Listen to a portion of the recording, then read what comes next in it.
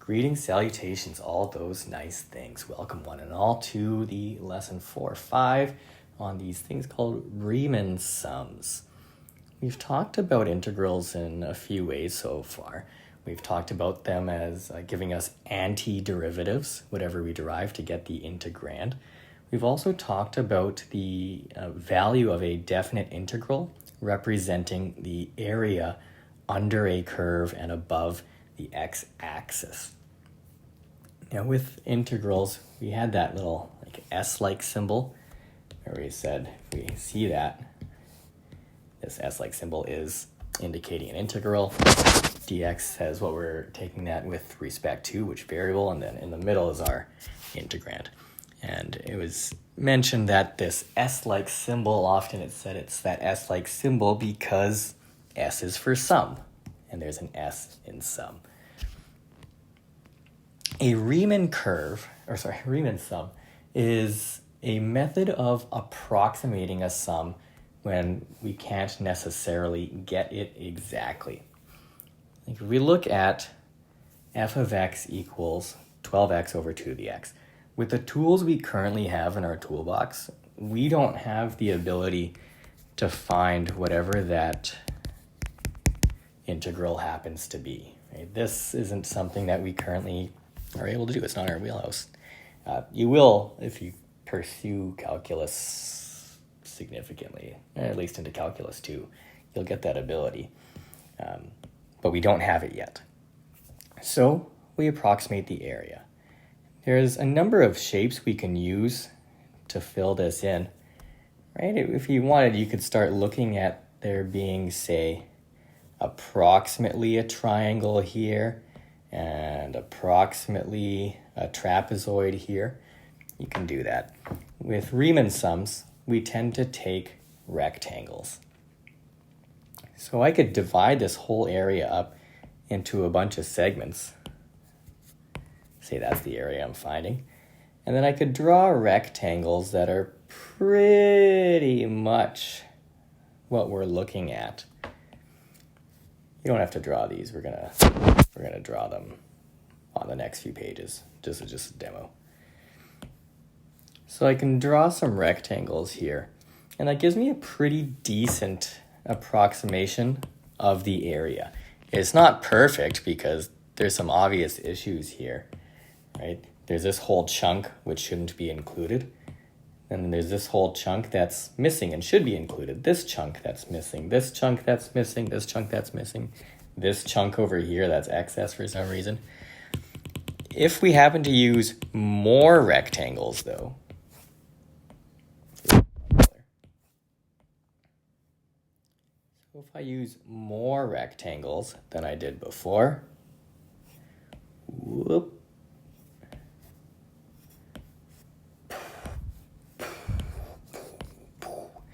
then I get a slightly better approximation.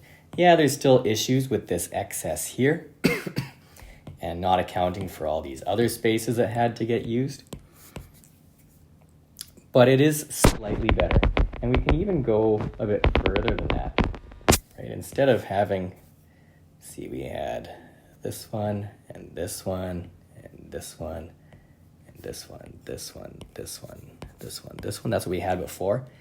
We could go even smaller intervals, so much narrower rectangles.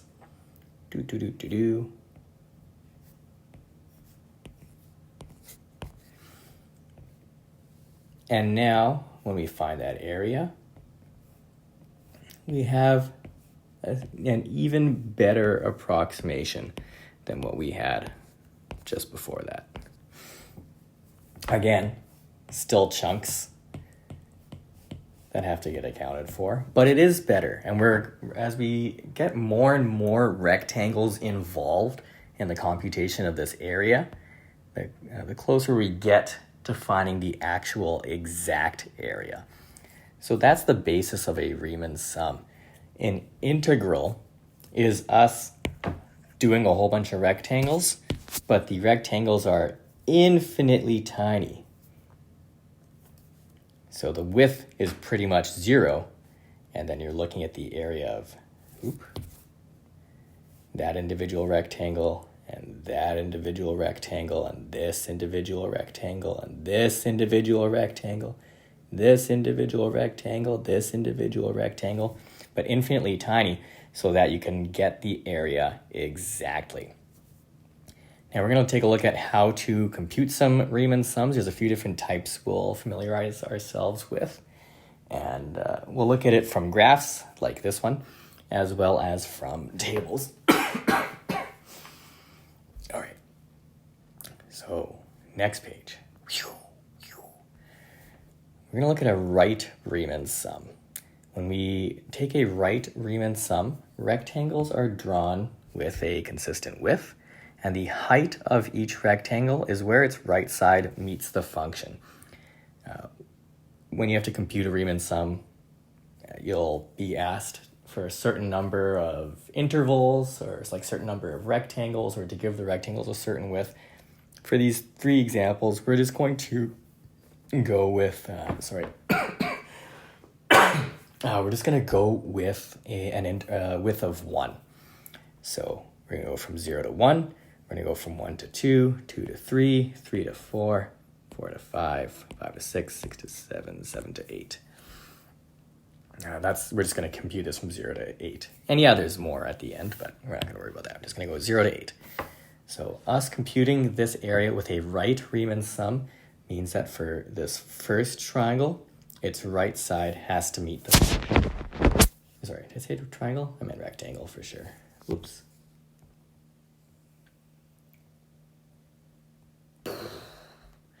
So that's the right side of the triangle, or rectangle.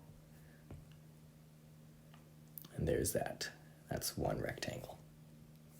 And then we have another rectangle with that as its base. Here's its right side, so that needs to go up to meet the function. Right side goes up to meet the function. And that finishes that rectangle.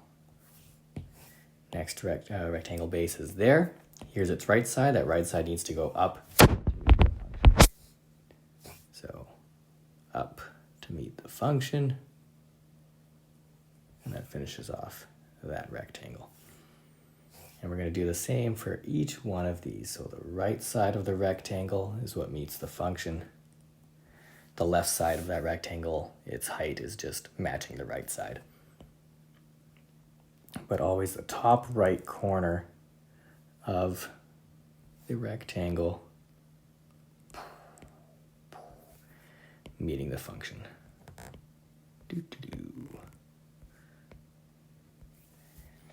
There's that. All right. So for us to find the area that's approximated by these rectangles, we're just going to find the area of each rectangle and add it. Yep. So the area here is, well, let's check out the area of this rectangle. Its base has a width of 1, and its height is straight up 6. So the area of that rectangle is 6. We have a rectangle here. Also has a width of 1, also has a height of 6. So we'll add 6 more there. The next rectangle over also has a width of 1. It's got a height that matches up with this particular y value. So that y value is 4.5, right? Because here's 5, so this is 4.5. So that area is 4.5. Next one over is right over here. Width is 1. The height of this rectangle is 3. Really start compressing this. Yeah, it's fine. And we keep going with each one of these. Uh-oh. This one doesn't really line up with a grid point, but we can still find that y value just asking what is, like remember this was based on 12x over 2 to the x. So we can find that when x is 5. When x is 5, that numerator is 12 times 5, so 60. Oop, here's my pen. And the denominator is 2 to the 5, so that's 32. And there's this one. Also doesn't quite line up, but we can still find it. The width is 1, the height is 12 times 6, and what did I say? The numerator is 12 times 6, and the denominator is 2 to the power of 6.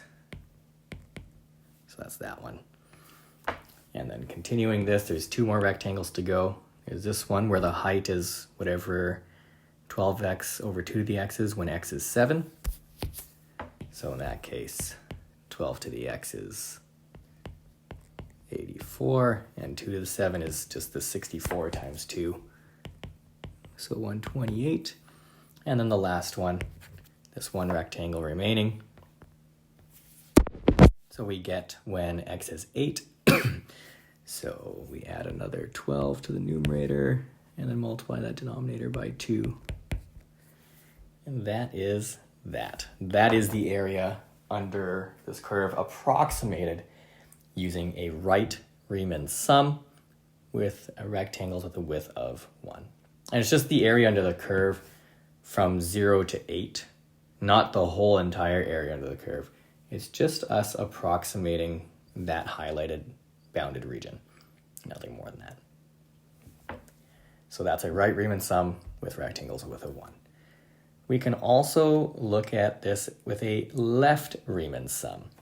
We're still going to go with a width of 1 for all the rectangles. So there to there for 1, there to there for 1. So going with a width of 1, and there's a separation of all of our rectangles. Boom, done. For a left Riemann sum, it's the left of the rectangle that's going to meet the function, and then the right side of the rectangle just rises to meet it. So for the first rectangle, we're already at that height. So this is it. This is the rectangle right there. Boop, done. Second one, this is the left row for this particular base rectangle. Here's the left side. Left side's going to rise to meet the function.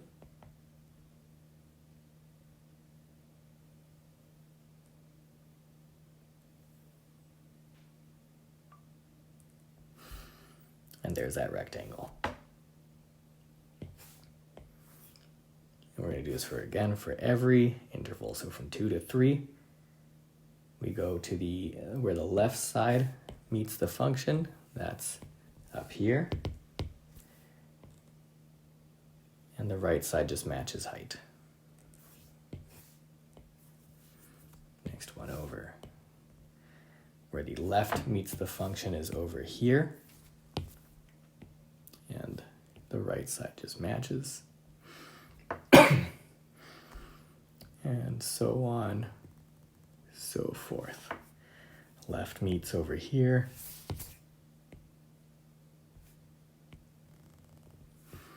Left meets over here. And left meets over here. So there's our rectangles. The area in this case is the area of the first rectangle, which has a height of 0, a width of 1, so that's 0. This next rectangle, which has a width of 1, a height of 6. The next rectangle, a width of 1, height of 6 again. Next rectangle, a width of 1. This has a height of 4.5.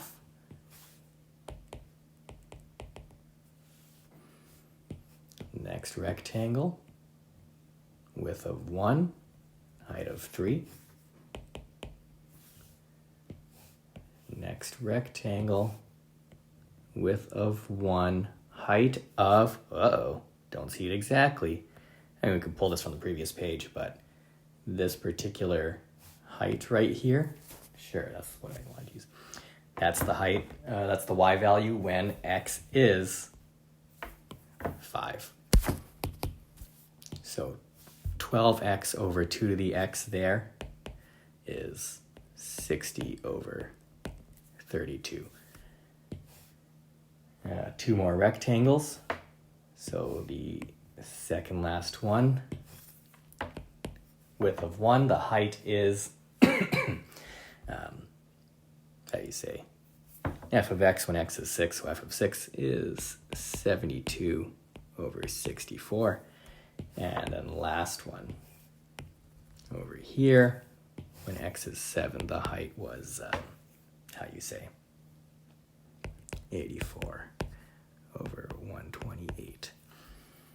And so that's another approximation of the area. With these left and right Reimann sums, because like one might be over, one might be under, or it's possible, I suppose, that both could be, I mean, they're both be not quite fully accurate. You can always take the average of them to get a slightly more accurate read of the area under them. But again, you could also just add more rectangles and see where that takes you. So that's that. So we've done a left Reimann sum, a right Reimann sum. On this next page, we do a midpoint Reimann sum. With a midpoint Reimann sum, we'll still set up a whole bunch of rectangles. We were using a width of 1 for these examples. I mean, you could set up a width of 2, you could set up a width of 12 if you want. That's a little big for this interval, but you could set up a width of a half if you wanted, or a quarter. So for these examples, we're just using ones.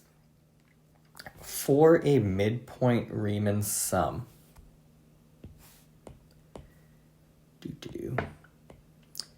the height of the rectangle is dictated by when the middle of the top is touching the function. And that's like there-ish. So it's the intersection of the middle of the top edge of the triangle, or rectangle, and that's what's hitting the function. So same, let's do this again. So for this rectangle here, this is going to rise right up until the middle of the top edge of the rectangle reaches the function. And same, let's go through this one. From the bottom, it rises until the middle's reaching there. And again, rises, middle reaches the top. And middle reaches the top. Middle reaches the top. Middle reaches the top. And middle reaches the top. And then we just finish drawing these rectangles.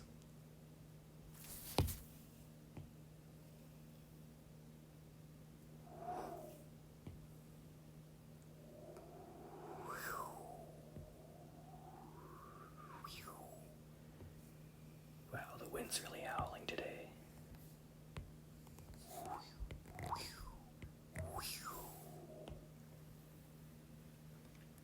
So those are our rectangles. This won't necessarily always happen, but we can see that some of these excess areas are kind of counterbalanced with area that wasn't included. Same here. Actually, that's just full excess. But this next one, stuff that should have been included, stuff that we need to keep, stuff that should have been included, stuff that we need to kick out. And so it does have the potential to add some accuracy, but it's not a guarantee. This is still just for sure an approximation. And we're going to get the area of this by getting the area of each one of those rectangles. Now, because we're using a midpoint with an interval of 1, the function value we're using isn't 0, it's not 1, it's, well, lining up with that. So the function value is f of 0.5. And we can compute that if we want.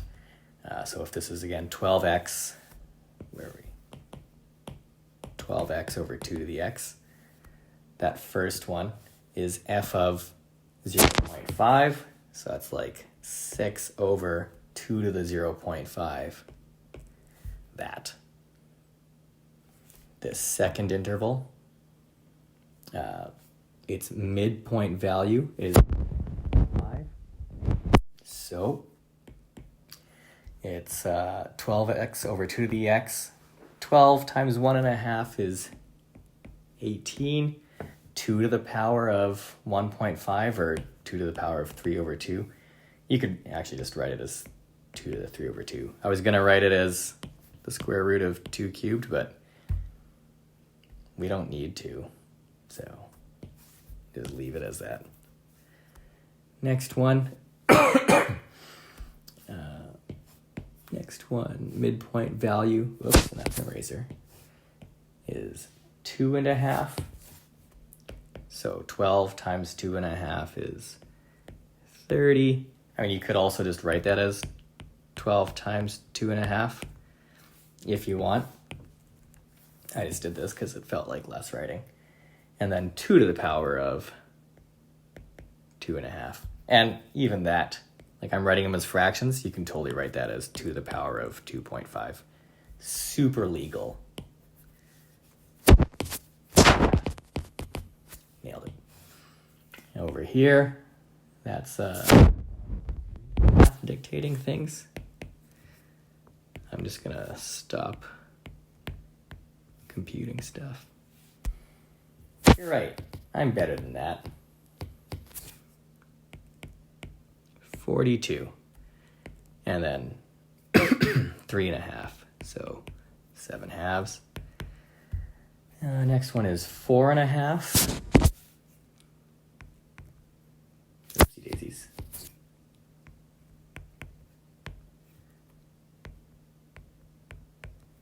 Next one is right here, 5.5.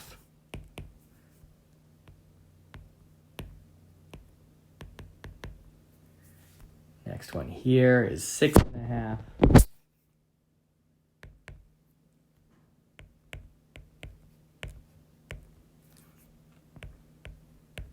And last one here is 7.5.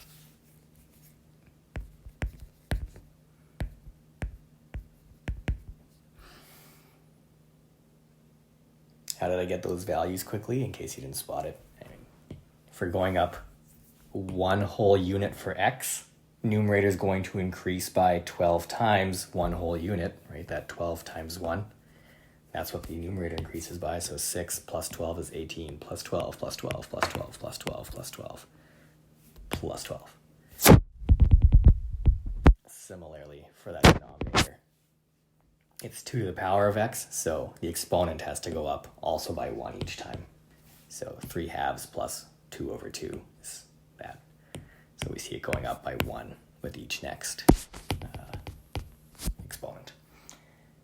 And that's that. That is finding Riemann sums from graphs.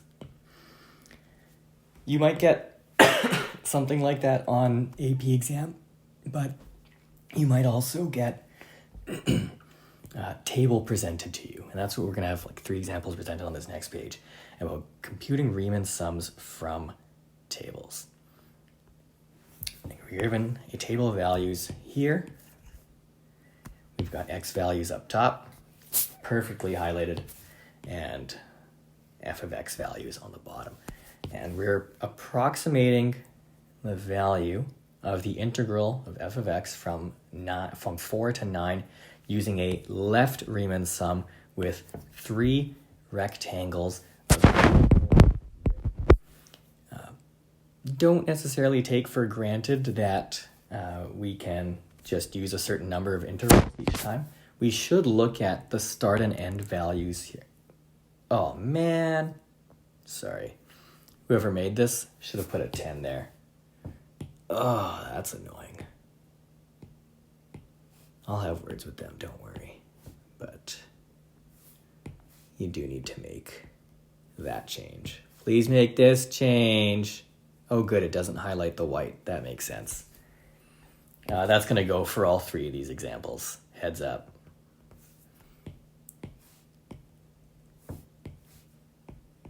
Yep, that. And this last example as well.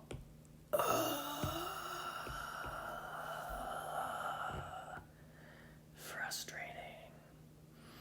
Anyways, we're going from 4 to 10. That total distance is 6. Sure. 6. And we're using 3 rectangles. So then each rectangle has a width of 2. Yeah, that's at least for this example. So for the first rectangle, we need to go from 4 to 6. Using a left Riemann sum means that, let me just erase some things, that the height is dictated by the left side. So the height of the rectangle is 2, and then we're going over this interval. The width of the rectangle is also 2 to get from 4 to 6. 4 to 10, f of x is approximately equal to. So a width of 2 and a height dictated again by the left side of the rectangle. There is 2. The next rectangle goes from 6 to 8. The width of that rectangle is 2, because we're using 3 rectangles, with each with a width of 2. And the height of the rectangle, since it's a left Riemann sum, is 7.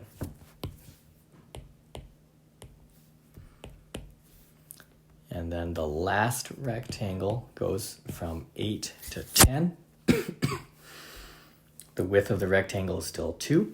The height of the rectangle is dictated by the left side. So that is 6.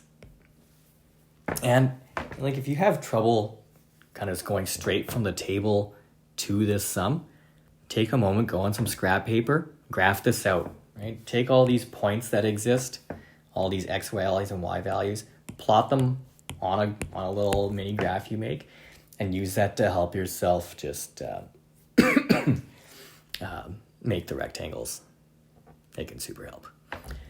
Take a moment, try the other 2. Pay careful attention to whether it's left or right and how many rectangles you use. So take a moment, pause the video, try the other 2 examples for a solid 6.5 minutes, and then resume the video. Okay, assuming you have paused and have now resumed. This one, since we have 6 rectangles,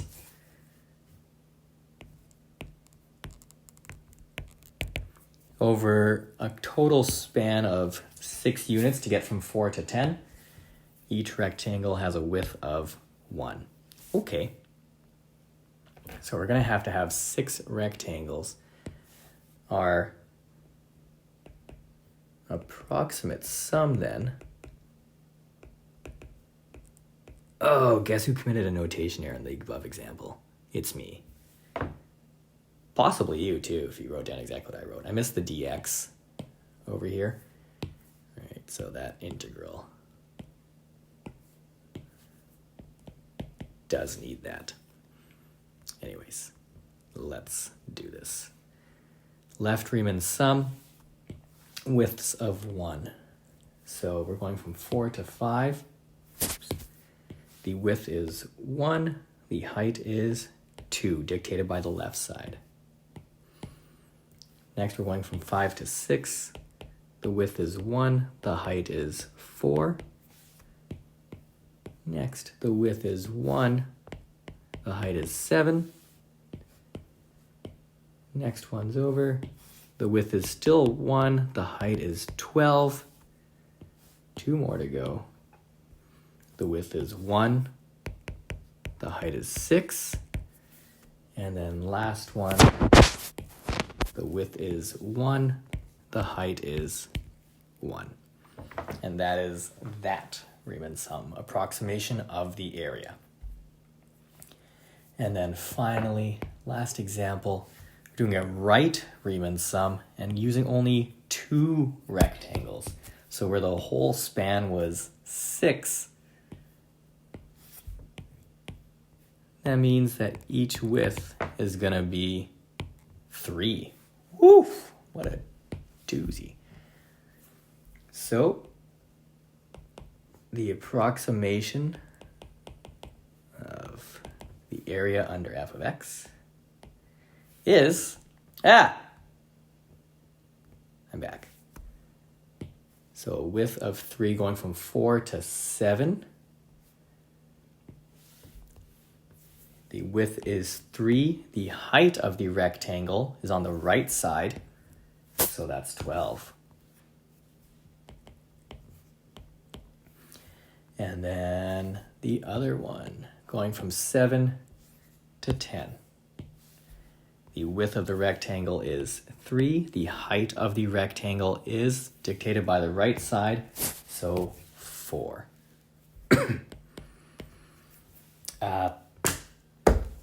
If you want, you can simplify those. If you're just asked to approximate, I would leave it in that form.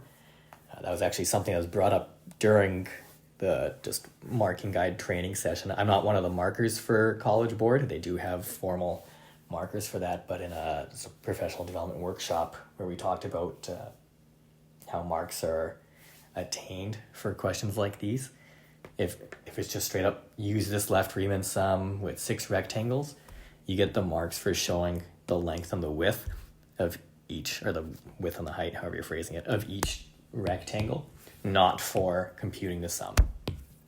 So that's that business. There's a little bit of practice work to play with, so play with it, and yeah, it's my whole story.